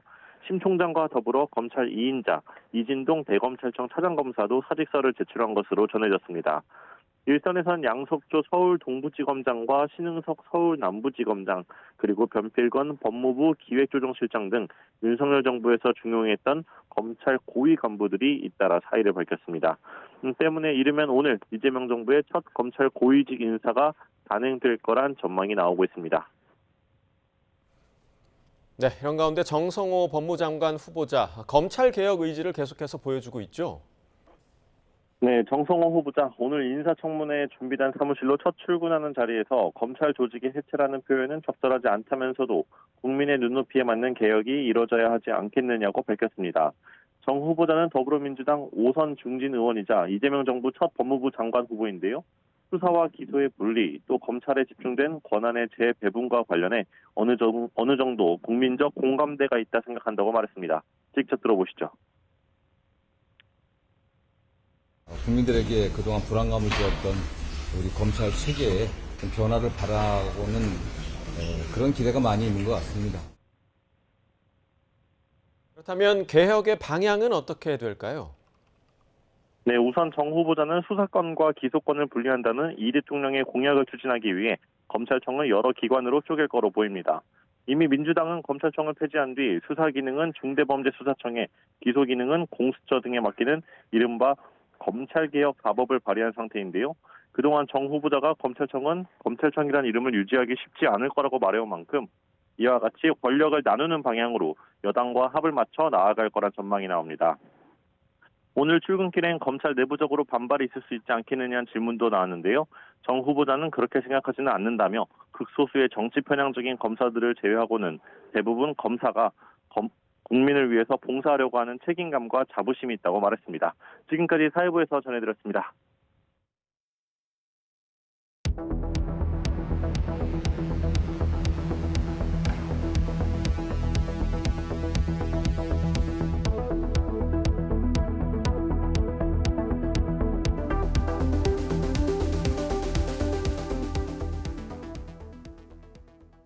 전국 대부분 지역에서 찜통더위가 기승을 부리고 있습니다. 어제 부산 지역 일평균 기온이 6월 중 가장 높은 날로 기록됐는데요. 내륙과 해안 지역의 기온차가 크게 나타나기도 했습니다. 취재기자 연결해 자세한 기상 상황 알아봅니다. 차상은 기자. 네, 부산 해운대 해수욕장에 나와 있습니다. 네, 부산 지역도 폭염특보가 내려져 있는데 그곳 상황 어떻습니까? 네, 오전 내내 햇볕이 강하게 내리쬐면서 백사장도 후끈 달아오르고 있습니다. 아직은 본격적인 휴가철이 아니어서 피서객들의 모습이 그리 많아 보이지는 않는데요. 지금 같은 폭염이 계속되면 주말쯤에는 피서객들로 크게 북적일 걸로 예상됩니다. 지난달 22일에 먼저 개장한 해운대와 송정 해수욕장에 이어서 오늘은 광안리와 다대포 등 부산 지역 내 다른 해수욕장들도 일제히 문을 열고 피서객을 맞이하기 시작했습니다. 높은 기온과 달리 해수욕장 수온은 17도로 차갑다는 느낌이 들 정도입니다. 지금 같은 일조량이 꾸준히 유지되면 이번 주말 수온은 22도 정도까지 올라서 해수욕하기에는 최적의 환경이 될 전망입니다. 폭염이 기승을 부리지만 제가 나와 있는 해운대를 비롯한 해안 지역 상황은 그나마 나은 편입니다. 부산 내륙인 중부 지역에는 어제 처음으로 폭염 경보가 내려졌고 동부와 서부 지역에는 폭염주의보가 이어지고 있습니다. 부산 지역 기온은 지역별로 큰 차이를 보이고 있습니다. 어제 금정구의 낮 최고 기온이 34.4도, 북구는 33.4도까지 올랐는데요. 같은 시각 해안 지역인 영도구의 최고 기온은 25.1도에 불과했습니다. 같은 도시 안에서도 10도에 가까운 기온 차이를 보인 겁니다. 부산기상청은 바다 쪽에서 불어오는 바람의 영향으로 해안과 내륙 기온이 큰 차이를 보이는 것이라고 설명했습니다. 이런 상황에서 어제 부산 지역의 일평균 기온이 26.2도를 기록해 관측 이래 역대 6월 가운데 가장 더운 날로 기록되기도 했습니다.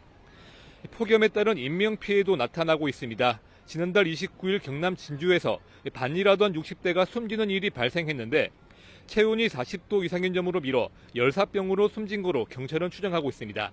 당시 진주에는 폭염주의보가 내려진 상태였습니다. 당분간 비 소식 없이 무더운 날씨가 이어질 전망이어서 건강 관리에 각별히 유의하시기를 바랍니다. 지금까지 부산 해운대 해수욕장에서 YTN 차상환입니다.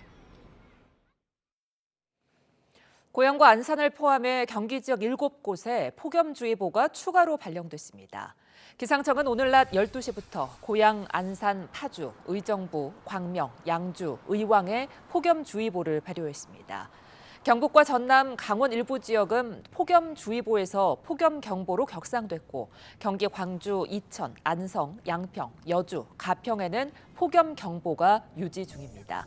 밤사이에는 서울을 포함한 전국 25곳에서 열대야가 나타났고 특히 강릉은 밤사이 최저기온이 29.7도, 최저 체감 온도도 30.3도로 초열대야 수준의 밤더위를 기록했습니다. 기상청은 따뜻하고 습한 남서풍이 계속 유입된 데다 구름이 낮 동안 쌓인 열기를 가두면서 밤사이 기온이 크게 내려가지 못했다고 밝혔습니다. 오늘 곳곳에 소나기가 내리겠지만 찜통더위를 식히지는 못하겠습니다. 한낮에도 남부와 일부 중부 내륙은 체감온도가 35도 안팎으로 치솟겠고 그 밖의 지역에서도 32도를 웃돌며 폭염이 이어질 전망입니다. 광주에서 고속도로를 달리던 주류 운반 화물차와 현금 수송차가 부딪히는 사고가 났습니다. 이 충격으로 차에 실려있던 술병과 현금 등이 쏟아지면서 일대 도로가 아수라장으로 변했습니다. 박정현 기자입니다.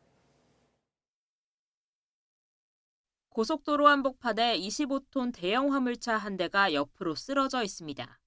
운전석과 화물칸이 분리됐고 그 옆으로는 깨진 술병과 상자들이 어지럽게 나뒹굽니다. 광주광역시 수안동 호남고속도로 천안방향 독립나들목 인근에서 화물차 2대가 부딪힌 건 어젯밤 8시 40분쯤입니다. 이 사고로 운전자 등 2명이 다쳐 병원으로 이송됐고 차에 실려있던 술병과 현금 다발이 쏟아지면서 한때 도로가 통제돼 차량 정체가 이어졌습니다. 경찰은 주류 운반 화물차가 차선을 바꾸다가 현금 수송 차량에 옆면을 친 것으로 보고 정확한 사고 경위를 조사하고 있습니다. 컨테이너 건물 사이로 시꺼먼 연기 기둥이 솟구칩니다. 또 거센 불길은 지붕을 삼킬 듯 타오릅니다. 어제 오후 6시쯤 경기 안산시 양상동에 있는 냉동식품 창고에서 불이 난 겁니다. 불은 창고 한 동을 모두 태우고 바로 옆 창고까지 옮겨 붙었다가 2시간 40분 만에야 꺼졌습니다. 당시 창고에 사람이 없어 인명피해는 없었습니다. 어젯밤 9시 반쯤 전북 고창군 심원면에 있는 염전에서도 불이 났지만 30분 만에 진화됐습니다. 이 불로 다친 사람은 없었고 화물 운반대와 소금 50kg 등만 탔습니다. 소방당국은 쓰레기를 태우다가 부주의로 불이 번진 것으로 보고 정확한 경위를 조사하고 있습니다. YTN 박정현입니다. 오늘 새벽 5시 반쯤 서울 홍제동 주택가에 있는 건물 외벽이 무너졌습니다. 다친 사람은 없었지만 해당 건물에 살던 주민 10여 명이 대피했습니다. 서대문구청은 해당 건물에 모두 10가구, 17명이 살고 있었다며 임시거처를 마련한 상태라고 설명했습니다. 구청은 외벽 무너짐의 원인을 노후화로 추정하고 안전진단을 진행하고 있습니다. 서울 마포경찰서는 술에 취한 20대 여성을 성폭행한 혐의로 TV 예능 프로그램 나는 솔로에 출연했던 30대 남성 A씨를 구속 송치했습니다. A씨는 지난달 21일 새벽 3시 반쯤 서울 마포구에 있는 한 주차장 차 안에서 만취 상태인 20대 여성을 성폭행한 혐의를 받습니다. SPC 삼립 시화 공장에서 노동자가 숨진 사고와 관련해 경찰과 고용노동부 조사가 진행 중인데요. 같은 공장에서 일했던 전직 직원들은 YTN에 기계에서 삐걱대는 소리가 나면 직접 몸을 넣어서 윤활유를 뿌리는 작업을 했다고 말했습니다. 경찰과 고용노동부는 사고 원인은 물론 안전관리에 문제가 없었는지도 조사하고 있습니다. 정현우 기자입니다. SPC 삼립 시화 공장에서 50대 노동자 양모 씨가 끼어 숨진 스파이럴 냉각 컨베이어 사진입니다. 아래쪽에 보이는 공간에 몸을 숙이고 들어간 양 씨는 돌아가는 기계에 윤활유를 칠하다가 기계에 상반신이 끼어 숨진 것으로 파악됐습니다. 윤활유 자동 분사 장치가 있었지만 제 기능을 하지 못하는 상태였다는 게 국가수 감정 결과입니다. 경찰은 이로 인해 양 씨가 직접 윤활유를 뿌리다 사고를 당한 것으로 보고 있습니다. 같은 공장에서 근무했던 전직 직원들은 평소 기계에서 삐걱거리는 소리가 많이 났고 그럴 때마다 직접 윤활유를 칠해야 했다고 말합니다. 제가 그때 여기 밑에 들어가서 쪼그려서 이 컨베이어를 닦다 보니까 그때 저는 그걸 느꼈어요. 그 걸레가 빨려 들어가는 걸 보고 아 이게 상당히 위험한 거였구나. 옷 같은 일부가 끼었으면은 아무래도 끌려 들어갈 수밖에 없겠죠. 왜 그럼 밑으로 기어 들어가서 안으로 해가지고 항상 그렇게 일을 했으니까 잘못된 움직이거나 하면 되게 그게 조심스러워요. 끌어 들어갈 수도 있고. 경찰도 공장 노동자들로부터 비슷한 진술을 확보했는데 끼임 사고 발생 시 자동으로 기계 작동을 멈추는 안전장치가 없었던 것도 확인됐습니다. 이런 상황에서 기계 소음까지 더해지며 동료들이 양 씨에게 사고가 났다는 걸 알아채기까지 2분 넘게 걸린 사실도 경찰 조사 결과 확인됐습니다. 그리고 더 문제는 여기가 굉장히 시끄러워요. 작업자들이 이렇게 다 하나씩 떨어져 있어요.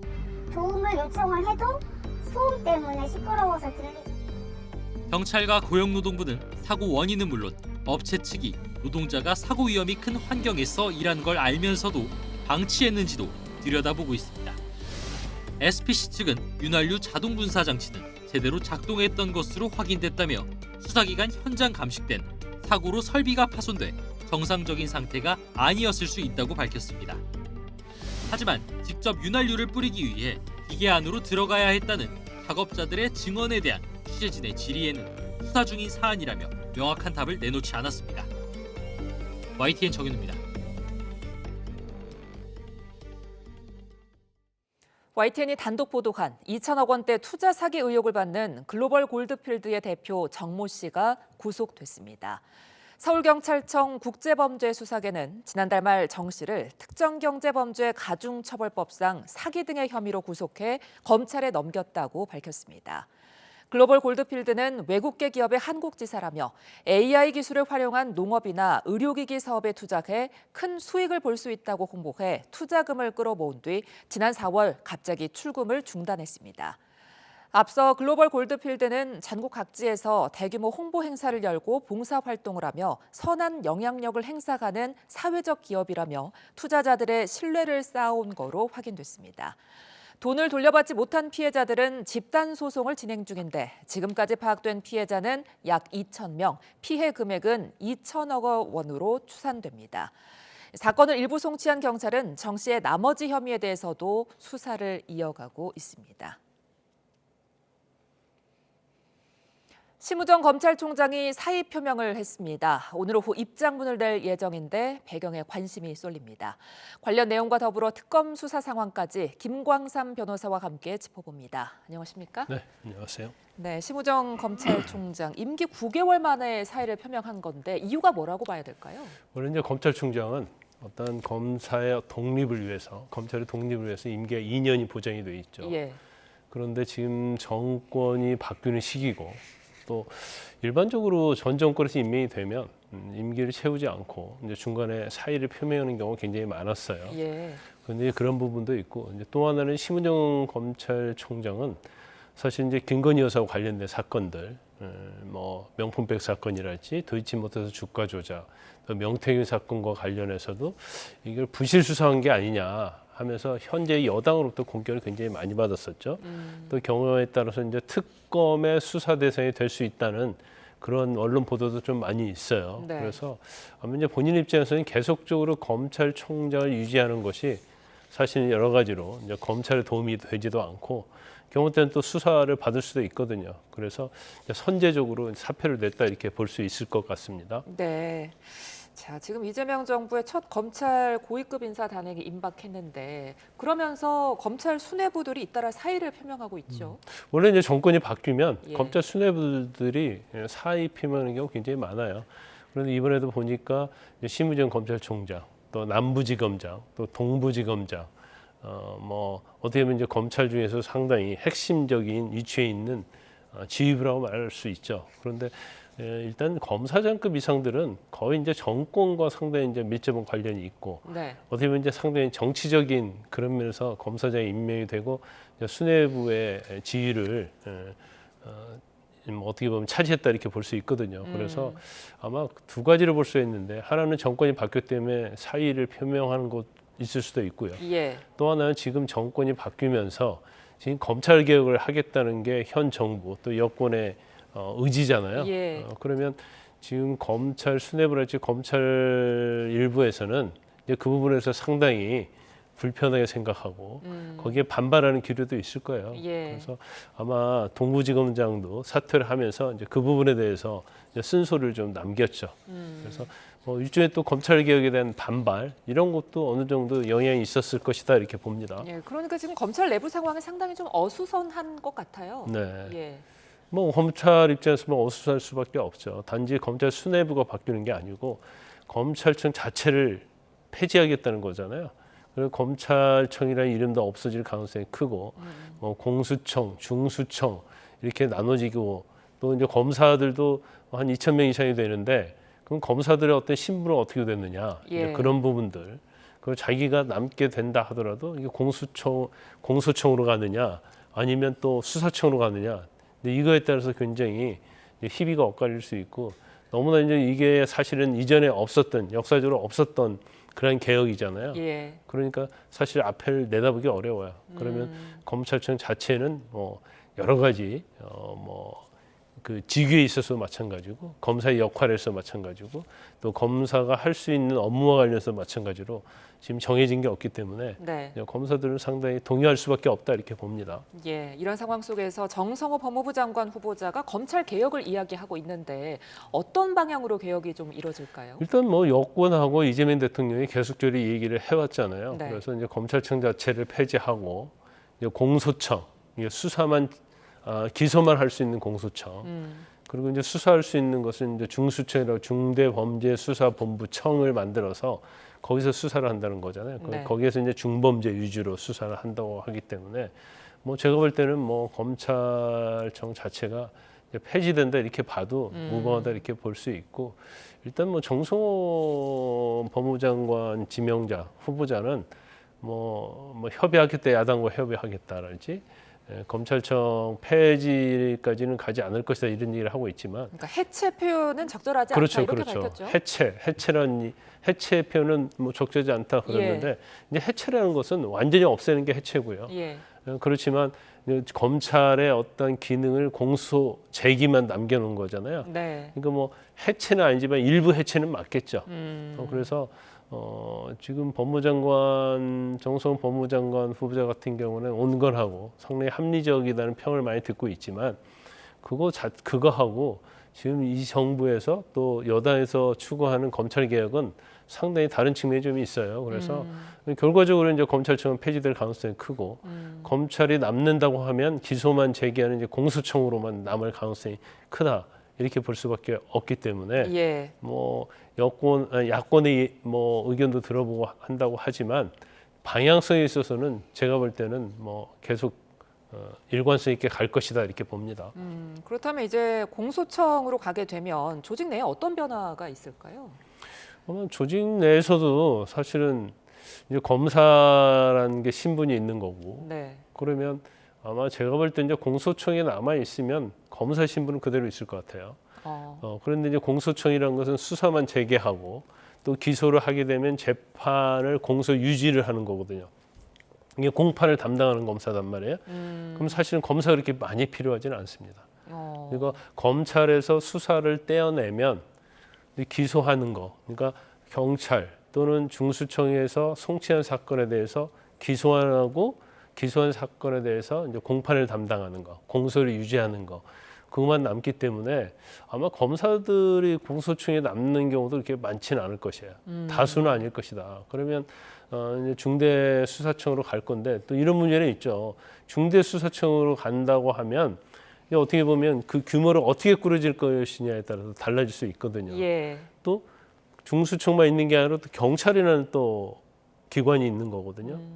그러면 물론 중수청에 수사를 할 수 있는 대상이 뭐 여러 가지 한정돼 있지만 그렇게 한정돼 있다고 한다면 중수청에 있는 수사관도 그렇게 많을 필요는 없는 거예요. 그럼 이제 검사들이 검사로서 신분이 있지 않고 중수청에 또 그냥 수사관으로 갈 수 있거든요.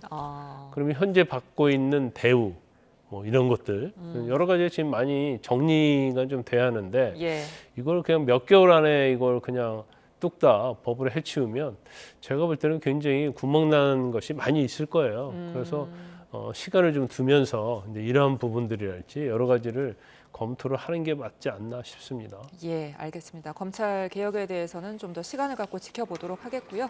자, 이번에는 윤석열 전 대통령 특검 상황 좀 살펴보겠습니다.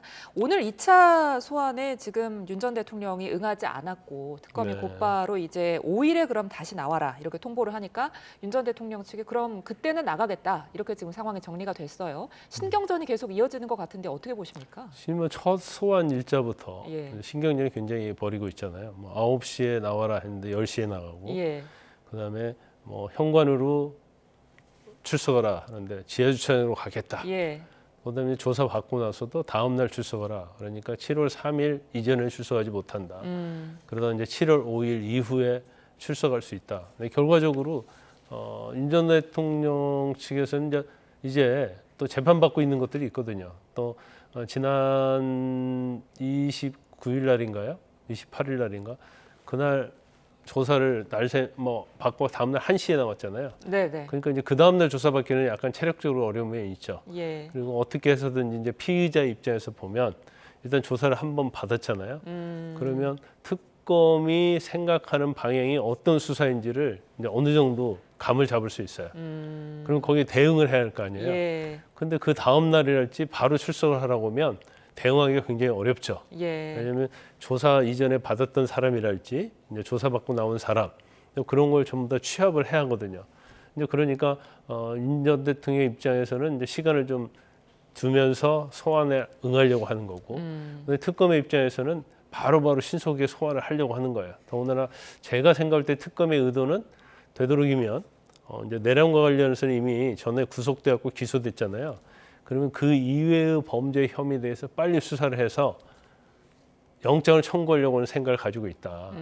그런데 그걸 또 윤 전 대통령이 알고 있기 때문에 네. 거기에 이제 말려 들어가지 않겠다. 그 전략에 응하지 않겠다는 그런 취지인 것 같아요. 그러다 보니까 이제 밀고 당기고는 싸움이 되는 거고. 예. 사실 뭐 오늘 출석하라는데 출석 안 했잖아요. 예. 그 결과적으로 특검이 이제 5일 날 9시에 출석하라 이렇게 했단 말이에요. 네.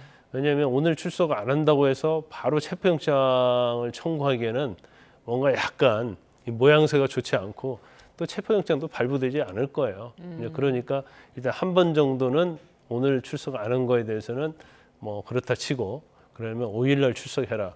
윤 전 대통령 입장에서도 뭐 자신들이 얘기한 것이 5일 이후였으니까 네. 이제 5일 날 출석하겠다. 이렇게 응하는 건데 굉장히 제가 볼 때는 이제 기싸움을 하고 있다 이렇게 보고요. 예. 아까 말씀드린 것처럼 특검은 빨리빨리 수사해서 윤 전 대통령을 구속하고 싶어하고 윤 전 대통령 입장에서는 시간을 끌면서 여기에 응하지 않고 이게 바로 머리싸움과 기싸움에서 서로 치열하게 벌어지고 있다. 저는 그렇게 봅니다.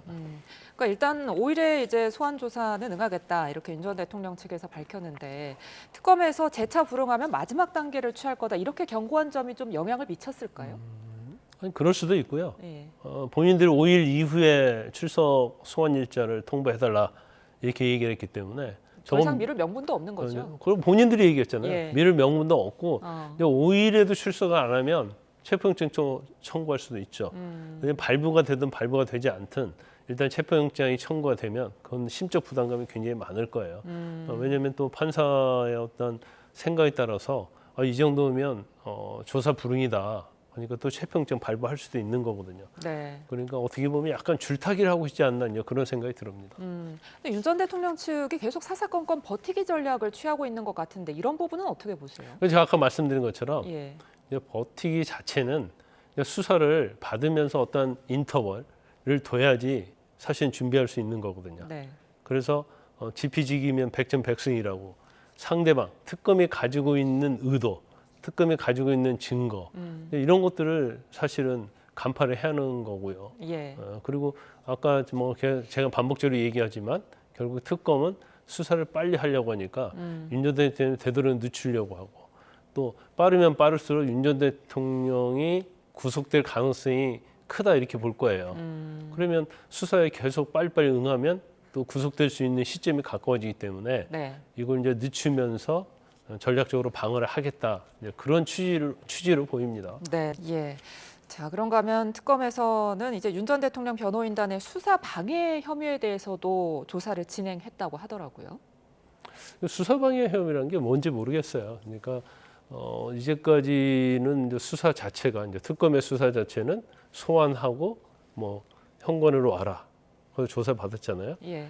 그리고 내부적으로 조사할 때 어떻게 했는가 모르겠어요. 조사할 때. 그런데 일단 저 부분에 대해서는 좌시 않을 것이라고 했는데 저게 법적으로 문제될지는 모르겠어요. 그러니까 변호사로서 어떤 법적 윤리 이런 부분에서는 또 이게 과도한다랄지 아니면 허위 사실을 진술하게 한다랄지 그러면 이제 법적으로 문제가 되겠죠. 근데 이제 우리가 어떤 걸 봐야 하냐면 이제 윤 전 대통령을 조사를 하잖아요. 예. 근데 변호인까지 법적 조치를 하려고 해버리면 이건 문제가 좀 발생할 수 있죠.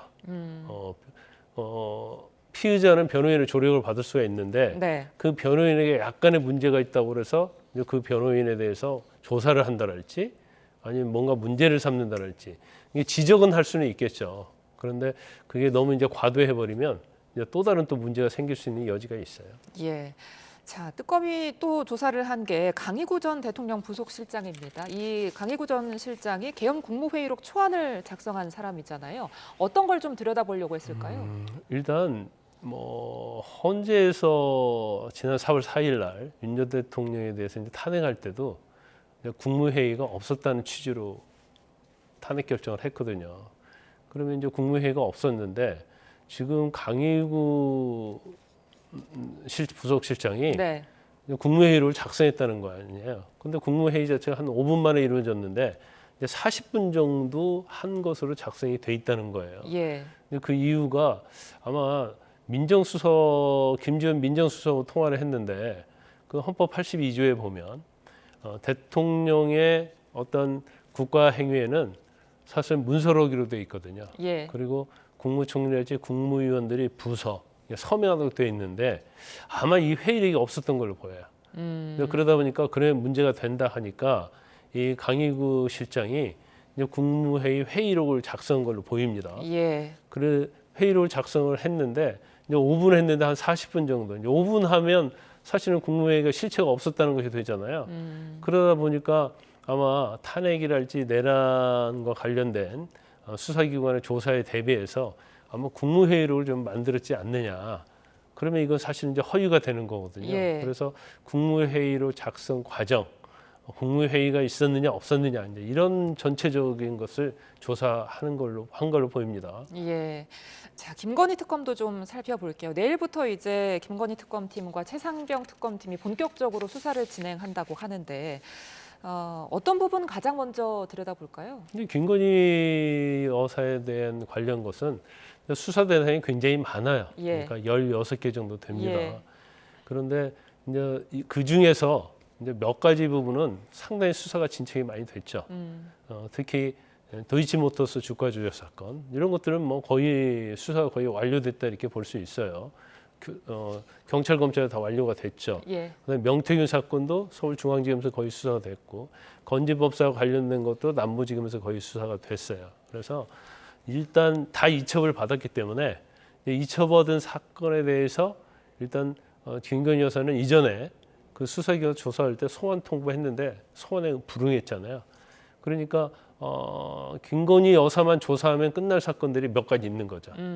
그래서 제가 볼 때는 아마 김건희 여사를 먼저 부를 수도 있다. 그리고 나서 그 외의 범죄 혐의에 대해서는 수사를 하면서 추가적으로 김건희 여사를 소환할 수 있다. 저는 그렇게 봅니다. 예, 알겠습니다. 자, 검찰 내부 상황부터 특검까지 김광삼 변호사와 이야기 나눠봤습니다. 고맙습니다.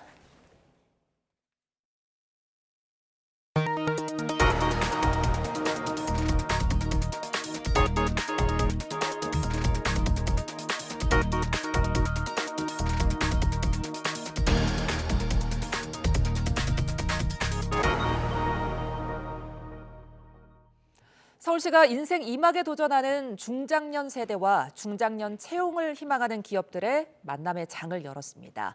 40대부터 60대까지 두 번째 일자리를 구하려는 중장년층의 열기가 뜨거운데요. 현장에 YTN 이슈 리포터 나가 있습니다. 서지연 리포터. 네, 서울 DDP에 나와 있습니다. 네, 현장 분위기 어떻습니까? 네, 지금 이곳에서는 기업주도 채용 설명회가 한창 진행 중인데요. 이 설명회가 끝이 나면 바로 현장 면접이 이루어져 실질적 채용으로 이어집니다. 그래서인지 일자리에 대한 열망이 가득한 구직자들은 꼼꼼히 메모를 하며 진지한 눈빛으로 참여하고 있는데요. 그럼 이번 박람회에 참가한 참가자의 이야기를 들어보겠습니다. 이번 박람회가 이제 중장년 대상 가장 큰 그 일자리 박람회이기 때문에 다양한 채용 정보도 얻고 또 현장 면접 기회를 얻기 위해서 참여하게 됐습니다. 그다음에 여기 취업 전문가들과 취업 컨설팅도 하고 AI 면접을 통해서 저희 구직 역량을 한번 체크하는 계기로 활용할 생각입니다. 중장년층의 새로운 일자리 도전을 지원하는 서울시 중장년 일자리 박람회 2025가 오늘부터 이틀간 열립니다. 부양과 생계를 책임지며 노후까지 대비해야 하는 중장년층의 재취업이 늘고 있지만 적합한 일자리와 구인 정보를 찾는 일은 여전히 쉽지 않은데요. 올해로 3회를 맞은 이번 박람회에는 작년보다 50여 개 더 많은 기업이 참여해 약 5,000명 규모의 중장년 구직자를 지원하며 수도권 최대 규모로 확대됐습니다. 또 중장년층이 디지털 기반 채용 환경에 적응할 수 있도록 QR 면접 신청과 AI 영상 면접 등 다양한 디지털 구직 체험도 마련됐는데요. 현장에는 기업별 채용 상담과 면접이 이루어지는 채용관을 비롯해 취업과 진로 컨설팅을 지원하는 내일 설계관, 고경력자를 위한 헤드헌팅존 등 개인별 맞춤형 구직 프로그램이 운영되고 있습니다. 이번 박람회에서는 중장년 채용을 희망하는 120여 개 기업이 1,600여 명 규모의 채용에 나서고 9개의 기업 주도 채용 설명회가 진행됩니다. 두 번째 출발선에 선 이들이 자신의 경험과 경력을 살려 다시 한번 사회와 연결될 수 있도록 많은 지원과 관심이 필요해 보입니다. 지금까지 서울 DDP에서 YTN 서지연입니다. 바깥 공기가 무척 끈적합니다. 어제에 이어 이틀 연속 열대야를 기록한 서울은 현재 31.2도 보이고 있고요. 체감온도는 33도 안팎까지 치솟았습니다. 구름 사이로 볕이 가려질 때도 있긴 하지만 계속해서 습도 높은 더위가 이어지고 있어서 제 뒤로 보시는 것처럼 시민들은 그늘에서도 휴식을 취하는 모습입니다. 조금 전 경기 곳곳으로는 폭염특보가 확대된 가운데 현재 전국 대부분 지역에 폭염특보가 내려져 있습니다. 경기 동부와 강원 남부 곳곳에는 폭염경보가, 서울 등 그 밖의 지역에는 폭염주의보가 발효 중입니다. 한낮 기온은 광주와 대구 35도까지 크게 오르겠고요. 여기에 강한 자외선에도 주의하셔야겠습니다. 현재 폭염경보가 발효 중인 경기 북부와 영남 대부분 지역의 자외선 지수가 매우 높은 수준 보이고 있고요. 서귀포시는 위험 수준까지 치솟았습니다. 이 지역에 계신 분들은 한낮 야외 활동은 자제해 주시는 게 좋겠습니다.